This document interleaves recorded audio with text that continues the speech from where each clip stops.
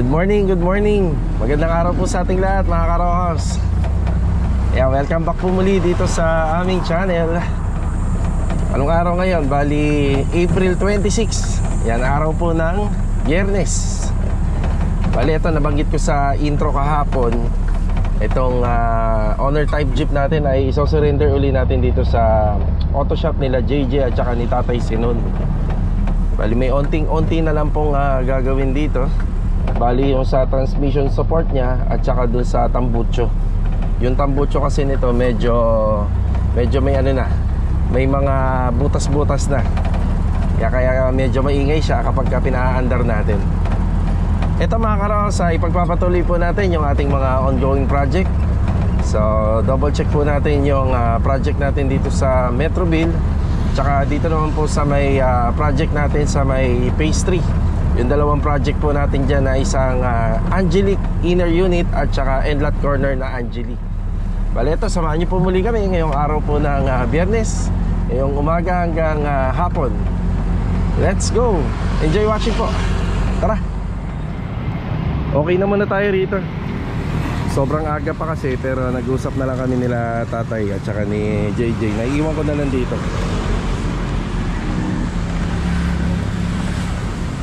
Yan, sila na muna bahala rito. Babalikan na lang natin kapag kagawa na. Tara. Naka-e-bike na tayo. Ayan, nakauwi na po tayo. Bali, bibili muna tayo ng paint thinner para kay Jamil sa ginagawa niya. Tapos extra quick dry enamel na white para naman sa ginagawa ni Kuya Dindo. Okay na tayo rito sa hardware. Meron tayong biniling drawer guide para doon sa hiwalay na counter na ginagawa ni Master Jojo doon sa Phase 3. Bali 12 inches to, 12 inches at saka sa ginagawa ni Jamil doon sa second floor, paint thinner. Yan, bali meron din tayong kindre for pick up na lang to. Pipick upin to nung bata na lagi kong kasama rito sa minsan pagka nagpe-purchase tayo, dadali niya sa Phase 3. Bali, dalawang 2x3x8 na kindry para naman sa ilalim ng lababo. Yan, 1,120. Yung paint thinner 390. Tara. Sa Phase 3 tayo. Yan, good morning and good morning pala sa lahat ng ating client runner. Bali, ito na po yung ating hiwalay na counter. Bali, may gulong po siya. Tapos kasing height level niya lang po itong ating kitchen counter na ginawa dito. Kasi ito po ang drawer guide ay gagamitin po natin dito. Yan, meron po siyang isang drawer. Tapos yung pina-order natin kanina na 2x3, pipick upin po yun ni Andre, dadalhin dito. Yan, naglalagay po tayo ng framing dito, bali 2x3. At saka yung pinakasahig niya. Yan, bati muna tayo. Ito na nga po pala yung nagagawa kahapon, no? Yan, no? Halos kompleto na yung finishing carpentry dito. Ayan, dito si Louie. Louie, good morning! Good morning! Good morning. Bali, meron kaming ginagawa dito. Built-in po yung kanyang shower set. Kaya ipapakita namin po sa inyo mamaya. Hindi lang matrabaho yung pagka built-in kasi marami yung mechanism niya, marami po yung nakabaon po sa wall. Kaya maraming sinisinsin. Yan, sadyan na butas yan, pero aayusin naman namin. Yan, natural lang po yan na mabubutas kasi loosely po yung PVC pipe. Start ka na ba, Wick? Start na? Yeah, start na si Louie. Pero bago po mag-umpisa rito, isang araw niya rin pong ano to, binigyan ng preparasyon bago makapag-start ng installation ng tiles. Ayan. Dito si Jamil. Mil, good morning, Mil. Good morning! Mil, paint thinner. Wala tayong ano, sir? Ano kailangan? Roller. Roller. Sige. Flat mold. Flat one. Kailan mo kailangan? Ngayon na? Okay. Tapos ito, nagdiyado na. Sige. Mga ilang roller? Dalawin na natin. Dalawa na. Tsaka QDE. QDE. QDE na puti. Sige. Galon na ha. QDE white at saka Tingting color na lamb black. black tsaka Rosena. Okay, sige. Medyo balik tayo rito mamaya. Ay, ikutan ko lang si Kuya Dindo. Ito yung ating concealed shower. Ayan na. Bali, ito yung parang pinaka-mechanism niya doon sa ano po, na nakabaon po doon sa wall. Multi-point po ito, pero dito kay client, nag-usap naman kami na hindi na kailangan ng ating heater. So hindi na siya magpapalagay ng heater. Ito pa, asikasuhin din po yung bintana na yan. Sa ngayon, ganyan na muna. Kapag ka nandyan na po sa part na yan, saka na lang po kokoberan.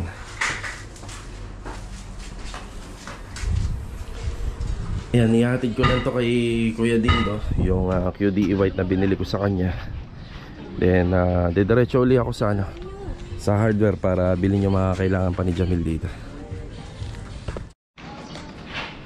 Dinaanan ko na rin yung project natin dito sa phase 3. Itong ongoing. Bali, may end-lot corner siya, 63 square meter. Ito na yung nagagawa dito. Yan, bali nandito po yung pinaka gate nya. Ayan, nandyan sa gilid. Tapos ito, asintada na lang ng hollow blocks. Asinta. Dito rin, asinta. Tsaka dito sa harapan.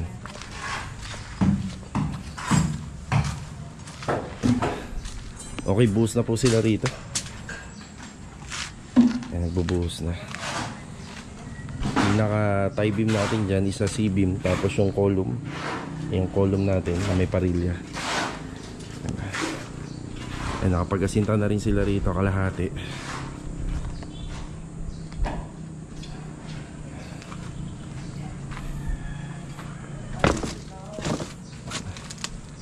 Ito yung parang magiging kitchen space simula sa poste na yan hanggang dito.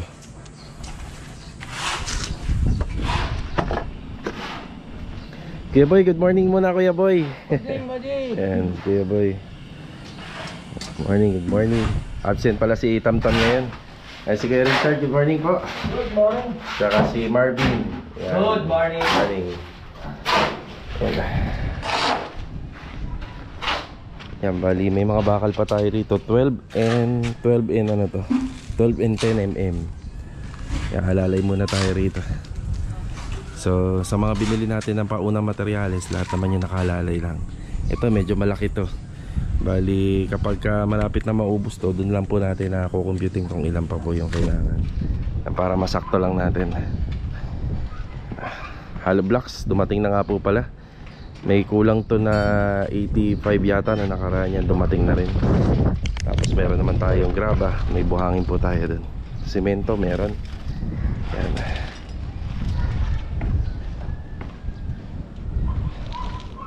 Dito ulit sa phase 1, ay si Kuya Dindo, good morning po. Kuya, additional. Naka tayo ngayon. Dahil sobrang init. Yan, good morning ulit Kuya. Good morning! Good morning. Kuya, ito may butas nung galing sa grills. Ayan po. Tabunan mo na lang. Ayan. Yan, dalawa. Sa sigilid.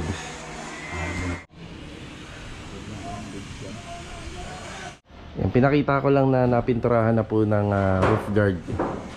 Tapos merong isa tayong kabelya dyan na ibababa na para yung bubong ay malinis. Hindi po kasi tayo pwedeng magpatong ng kung ano-ano dyan sa bubong dahil pagmumulan po ng kalawang.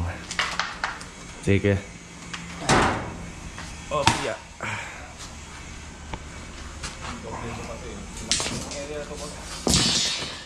Yun dyan na lang na, dodoblehan na lang na Kuya. Galing sa beige. Yan, dati kasing roof guard, kulay beige.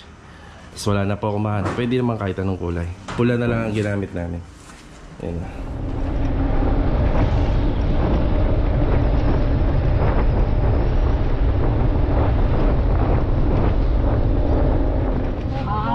Okay na te, salamat po. Okay na, binigay ko na po kay Kuya. Yan, may karagdagan pa pinabibili si Jamil. Bali ito, quick dry enamel. Yan, doon naman hanggang matapos tayo, meron tayong binibili. Tapos baby roller at saka yung tinting color na Rosena at saka lamp black. Yan, bali 1,020 lahat-lahat. Yung ginagawa po namin sa QDE na white, hindi po namin to basta-basta pinapahid ng ito lang. Nahaluan namin yan ng tinting color. Depende po sa finish color ng ating mga cabinet. Kasi maninilaw yan kapag ito lang. So tara. Yan, balik tayo sa phase 3. Ayun si Master Jojo. Good morning. Good morning! Yan. Yun na binili po natin na drawer guide yan para dito. Yan, napaliwanag ko na kanina. Tapos yan, binubuo na ni Master Jojo yung pinto. Bali, 4 na pinto yan. Bibili pa tayo ng 4 na set na concealed hinges. Yan, mamaya dadalhin natin dito. Mga kailangan pa ni dyan sa taas. Yan.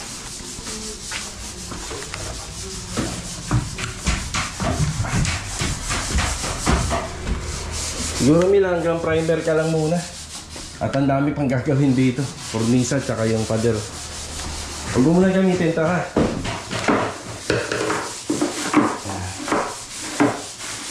Bali. Ay. Ayan po yung mga binili. Yung Rosena tsaka tinting color. Ihahalo yan dito. Pero pa yung top coat. Yung top coat. Mila, hanggang primer ka lang muna. Bali hanggang primer muna kasi ang dami pipinturahan pa. Itong pader, yung kornisa, madudumi yan. Madudumi yan yung gawa. Bali at least may gamit na tayo yan. Uy ha. Elbow. Dito nga pala, bago nga po pala ito umpisa ni tiles. Maraming binago po rito, pati yung linya. Kaya napakbak pa po yan. Yung bago po lahat yan, yung may thread. Saksakan po ng ating mga ano pa, mga bulb. Ayan yung tiles ni ma'am. Ang gusto ni ma'am dito, nakapatayo po yung mga 60 by 60 niya. Tapos pagdating naman dito, yung 30 by 60 alternate naman po na parang running band. Yung parang nag-hollow blocks tayo. Ayan, ganun ang gusto niya installation.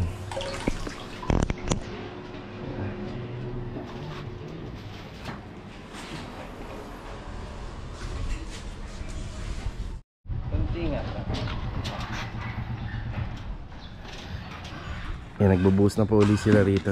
Bali mamaya magpapadeliver po tayo rito ng PVC pipe, yung sanitary pipe na orange, tapos yung electrical pipe yan para sa mga poste.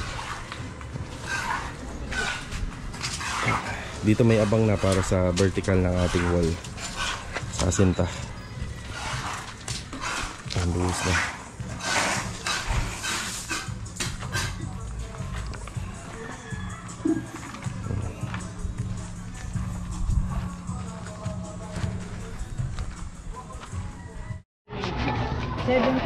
Balik tayo rito sa hardware ulit. Yan, para dun sa ginagawa nila Kuya Boy tsaka Kuya Richard dun sa phase 3. Yan, 3760. Bali mga PVC pipe po ito. Tsaka yung mga sanitary pipe and electrical pipe. Tara. Nandito naman tayo sa phase 3. Ayan, shoutout nga po pala dun sa mga nagkabit ng internet. Sige ha, thank you ha. Salamat. Ito yung third project natin sa phase 3 taon 2023. Yan, bali si sir nagpakabit na po ng internet. Yan, ayun, may internet na. O, diba? Tapos yung butas po dito, yan, takpan na po. Yan, may butas dito eh. Yan, nakobera na dahil po sa internet. Okay na yan, pero kapag may internet na, hindi na po natin papatayin yung breaker dito. Yan, sasara na lang po natin yung mga ilaw kasi 1 week kailangan po stable po yung internet nito. May nag-green na yun.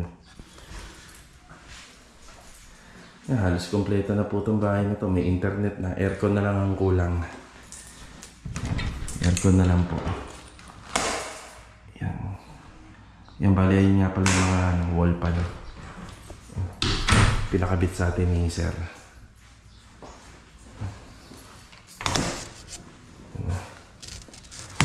Yan, may refrigerator na rin. O, diba?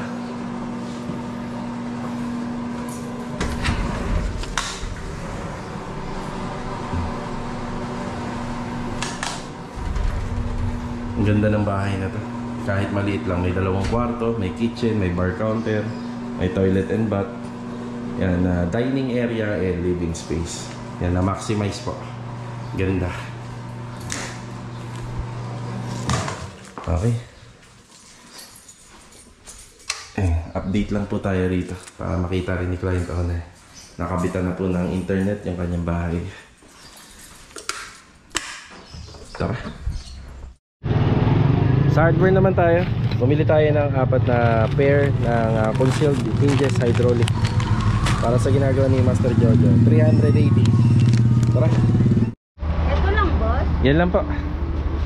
Yan, nagdagdag tayo ng black screw na didos sa ginagawa din ni Master Jojo sa phase 3.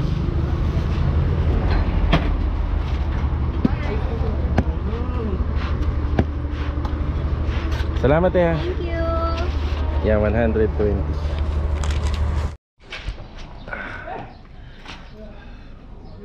Bali ito mga karo, sa hapon na. Yan, nakapag-pananghalian na rin tayo kanina at nakapag-break na. Yan, shoutout ulit kay Sir Alan David from Mikara. Yan, God bless po sa inyo, sir. So, nandito tayo sa phase 3. Nasa ano na tayo, nasa 4 yata ng hapon na. Yan, matindi pa rin talagang init. Yan, bali by this coming May, baka mas tumindi pa. Yan, update na tayo. Okay, bali dito nakapag-buhos na sila nung sa column.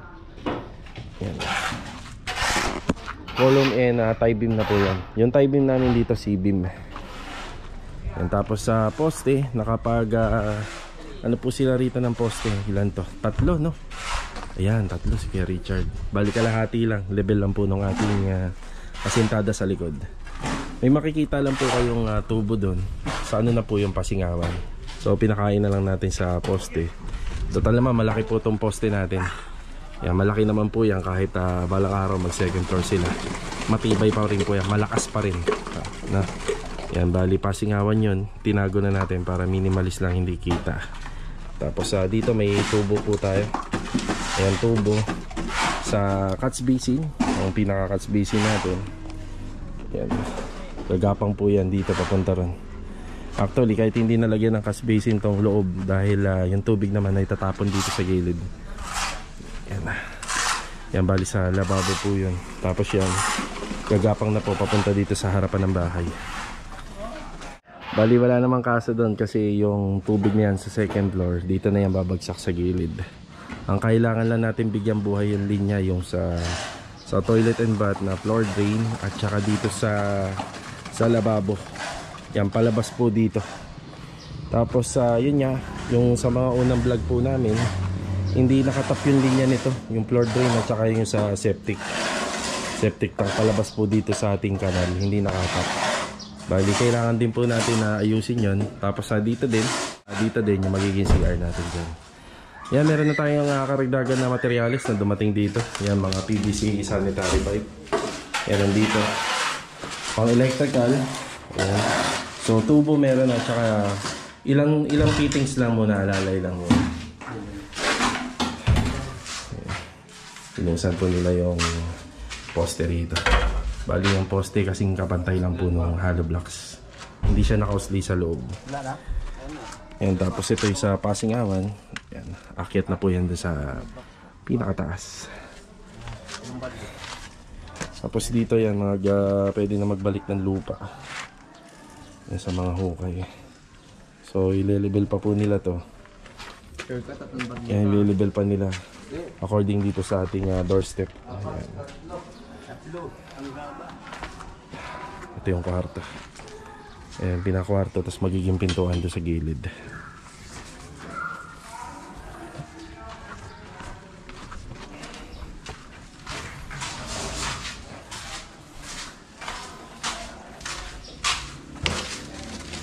Okay, ito muna yung update natin dito sa bagong project natin sa phase 3. 63 square meter na Angeli Endlat Corner. Si Tamtam nga po pala wala ngayon, no? Hindi nakapasok ngayong araw.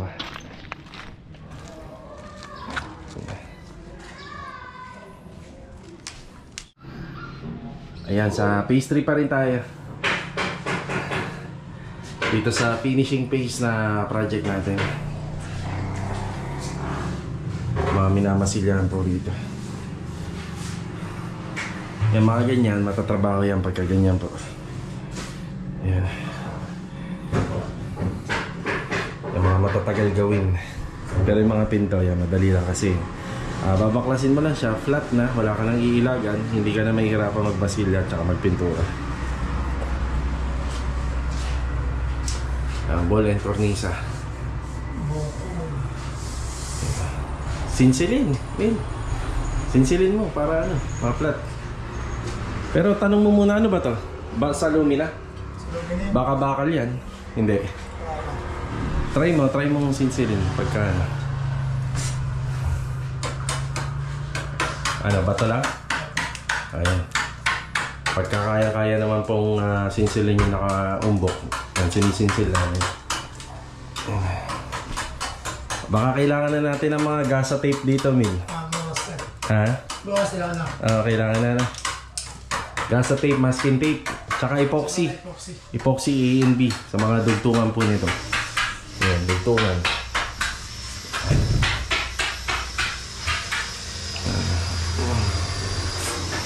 May tubular pa kami dito.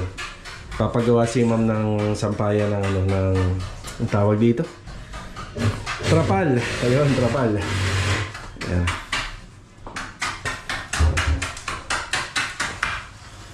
Kayang-kayang sinsilin ng paleta.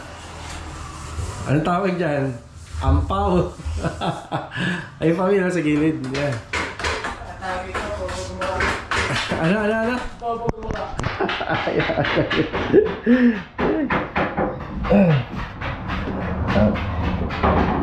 Yan, bali ito yung ating concealed shower. Concealed shower, bali hindi po siya hindi siya kakikitaan ng mga tubo. Bali naka built-in siya. Makikita lang po sa wall ay yung mismong shower head at saka yung mismong faucet at saka yung shower valve. Yan, kinakabit na ni Louie. Yan, sa pag-install po nito, kailangan na sumakto po itong pinaka-loob, yung kaha dito sa tiles. Yan, para kapag kinabit po yung pinaka-plate cover niya, pantay na pantay. Ayun. Sinukan ka niya.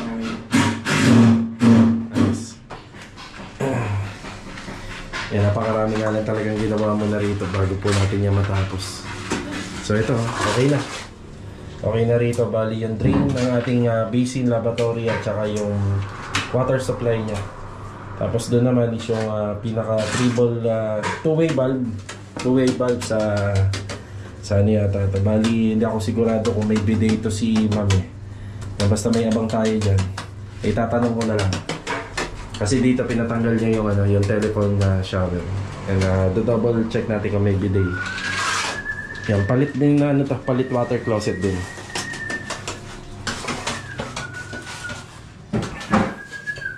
Dito naman sa ginagawa ni Master Jojo, ito na yung additional na 2x3 na binili po natin kanina. Ay dineliver dito. Bali plain lang po yung loob nito. Yan, may brace lang po siya sa gitna kasi yan yung banggaan ng pintuan. Kaya kailangan may brace sa gitna. Bali, ang ilalagay lang dito sa loob ay yung gas tank. Tapos ito yung ating movable kitchen counter. Yan, movable counter. Bali may ano po siya. Ayan, may gulong. Yung binili po natin na gulong. Yan, pakihila-hila nga dyan, tsaka tulang. May stopper din siya. Yan, may stopper. Tapos may dalawang pintuan, may drawer. Isa. Yan. Ang isang tawag yata dyan, ano ba isang tawag dyan? Yan. Nakalimutan ko na nasa hotel ako, may ganito eh. Hindi tatrabaho ako sa hotel, paki-comment na lang. Hindi naman pwedeng pushcart, iba yung pushcart eh. Iba. Yan, may isa pang tawag dito. Yan. Kung pagpasok mo sa hotel, may makikita kayo na ganito. Pwede nyo minsan kainan. Alam nyo na yun kung anong hotel yung Sogo. Sogo Hotel. So clean, so good. Yan, may ganito po. Bali yung gulong nito na iikot, tapos pwedeng stopper din. Yan, nagagalaw po siya.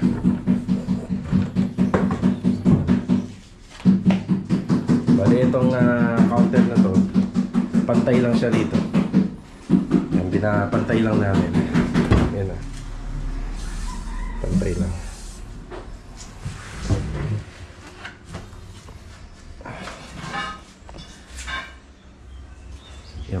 araw rin po dito. Ang dami ring mamasilyahan na mga kahoy. Ang dami ring pipinturahan. Yan, tapos ang gagawin na lang po rito sa interior, bali meron pa kaming wall fluted installation dito. Tsaka dito pa ata. Yan, meron din dyan. Then installation ng tiles dyan naman po. Yan, sa gilid. May plano rin kaming mag-sinsil pa dito dahil wala nga po siyang tambol. Pag walang tambol, walang pagtataguan po ng ating mga ano rito, kable. Baka suminsil na lang kami rito. Yan, patatagusin namin dito.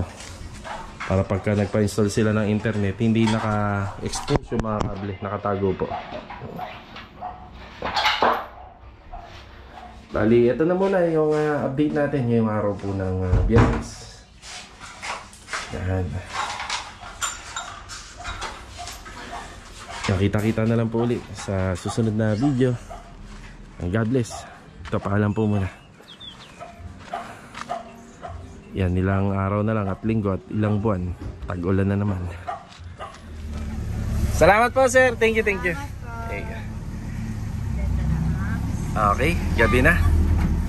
So, dinaanan ko po yung ating client owner. Bali, dito sa third project sa Phase 4. Tuluyan na po natin na i-turn over kay sir. Yan, congratulations po and welcome dito sa Lumina Phase 4. So, tara, uwian na po. Let's go.